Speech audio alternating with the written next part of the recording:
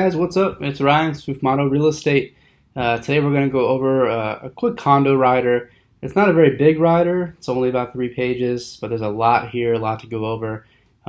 First and foremost, you want to make sure you've got the right rider. I've seen a lot of realtors make the mistake on a condo transaction of submitting an HOA rider. There's two totally different riders. Condo rider is for a condo, high-rise type application. An HOA rider is for something like a townhouse or maybe a single family home in a kind of a tract development. So just make sure you've got the right rider. See a lot of people make that mistake.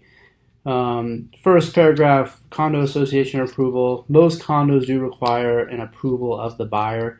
You just need to make sure that your buyer is getting the application in within the allotted time, which is 5 days, and just diligently making sure the approval process is done correctly.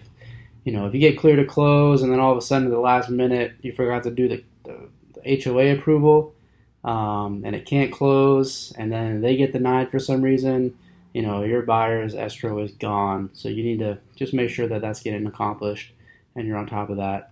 Right of first refusal, you don't see this really in effect that much, but basically some condos have the right of first refusal to purchase the condo unit at or above the negotiated terms of your contract.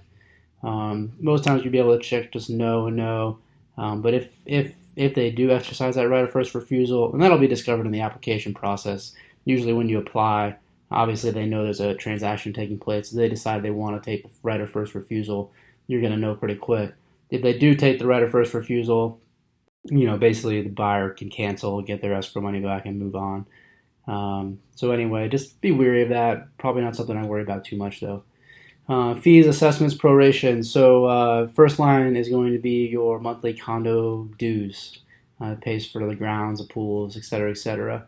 Second box is going to be for any additional assessments. So sometimes there's an assessment that they've levied out over time that might be in addition to the regular condo fee. So that's where that would go. And then there's also a place for land leases. Some of these condos are on land leases. It's not too common, but if there is a land lease, you want to make sure it's designated there, what it is every month, or every year, or however it's paid. All annual assessments levied by the association and rent on recreational areas, if any, shall be made current by seller at closing, and buyer shall reimburse seller for prepayments. So if the seller has paid for all or any assessments levied over maybe a 1 year period, then at closing there will be a proration made back to the seller. So basically, seller's paying for any and all assessments that have been levied. Fees, seller shall at closing pay all fines imposed by the condo association. So if there's any fines levied against the unit, the seller needs to pick those up.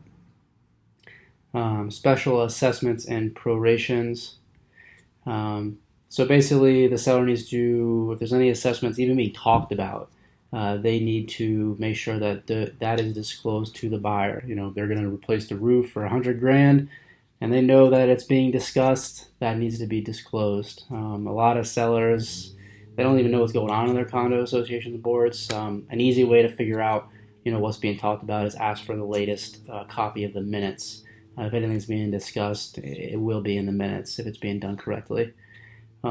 If special assessments levied or pending exist as of the effective date, are disclosed above by the seller, and may be paid in installments, you can check who pays for it. So basically, if there is an assessment coming up, you can check if this, $100,000 assessment on the board, say it equals $3,000 for that unit.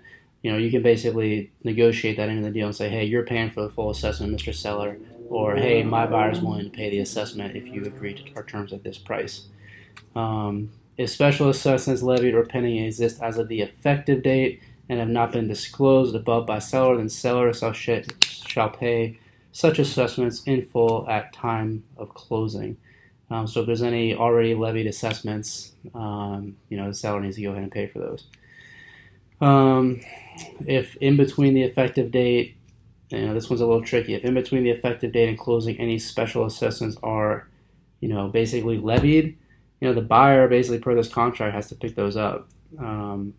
So if there's amounts due before closing, the seller would pick them up, but any amounts due after closing, the buyer would have to pick up. So kind of got to be careful with that, just to make sure there's no assessments on the agenda, because You don't want that call from your buyer 2 months after closing saying, "What the hell? Why am I getting this assessment? I should have known about this." Because they will be responsible for anything that gets basically levied as a prorated, maybe year-long payout against every condo unit owner. They're going to have to pick up that tab. So just be careful about that. Let's see. A special assessment shall be deemed levied for purposes of this paragraph on the date when the assessment has been approved. Not really that important, but something to be wary of. Let's see. Sprinkler system report. Wouldn't worry too much about that.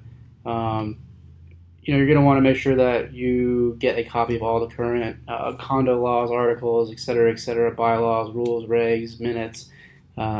You're basically, in most cases, probably going to click that you don't have them, which would be section B, which basically says, I'm not closing on this property until I get all the condo documents for review. You're going to click here to request those documents. If you already have them, you just click no. You're not requesting them. But in most cases, you're going to request them. You probably don't have everything, at least everything up to date. Once you receive the documents, you can check this box and initial it off.